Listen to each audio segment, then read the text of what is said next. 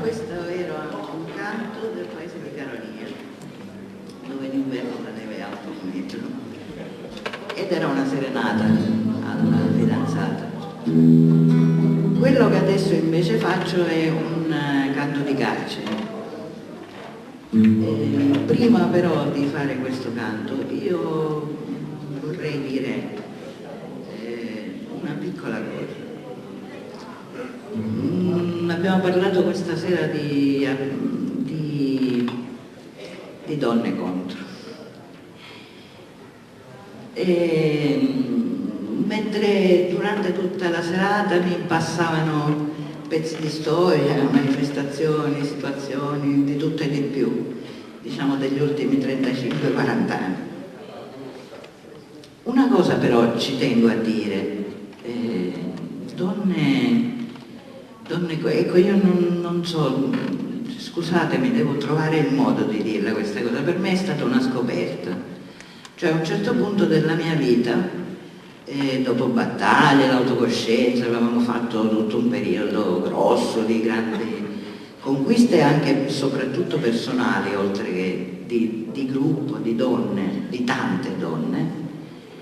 E poi dopo ci fu il riflusso, dopo parecchi anni mi sono trovata ad aiutare una donna che venne da me piena di lividi perché suo marito l'aveva picchiata. E lì io mi sono resa conto che spesso vivendo tra di noi, insomma a me è successo così, vivendo tra di noi mi sono illusa che tante cose erano cambiate, invece non era così.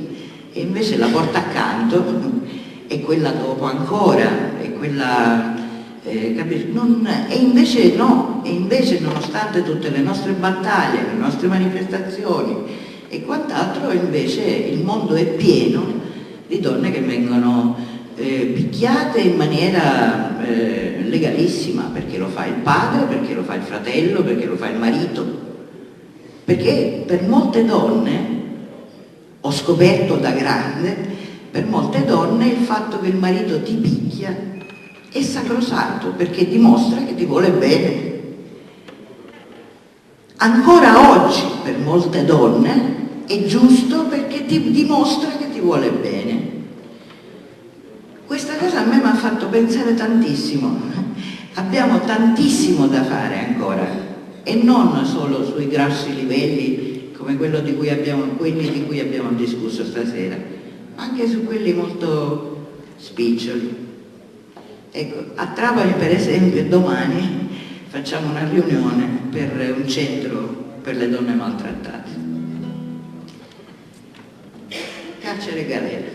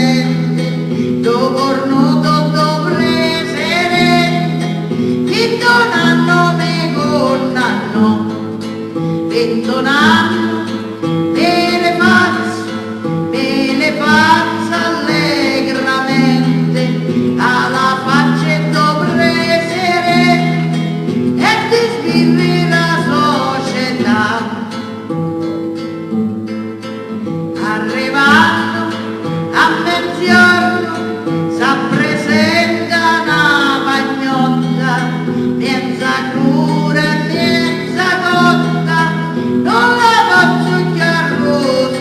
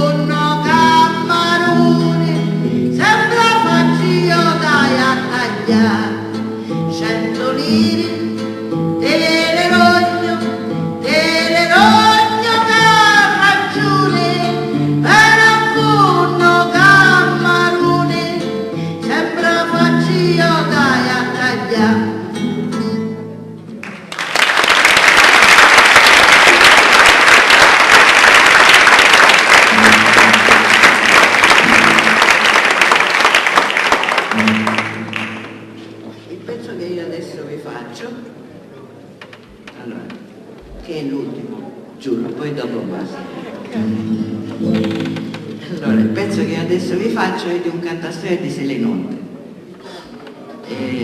che era anche lui una forza della natura come Rosa Ballesteri, era un grande.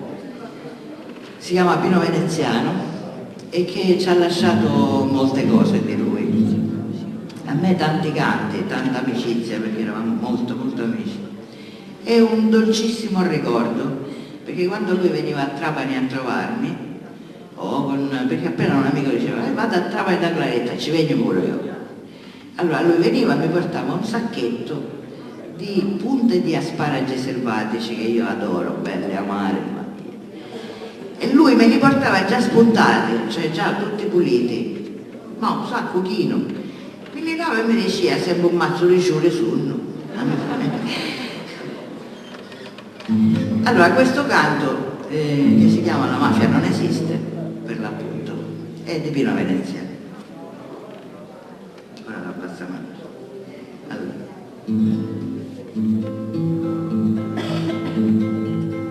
Nel disagio, nel vivitti, e se c'era io dormia, e se c'era io dormia,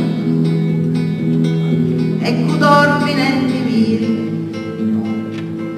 l'aeroplano che scoppiava, un giornalista scompario, procuratori che ammazzarono e non se ne addonavano. Però la mafia non esiste, questa è tutta fantasia. No, la mafia non esiste, oggi esiste la mafia. Nel disagio, nel divitti, io non c'ero, e se c'era io dormia, e cu dormi nel diviri. Ma se c'è qualcuno che vive e non vuole raccontare lo sistema da galera, e se non ce l'ha lo pare. Però la mafia non esiste, questa è tutta fantasia. No, la mafia non esiste, oggi esiste la mafia.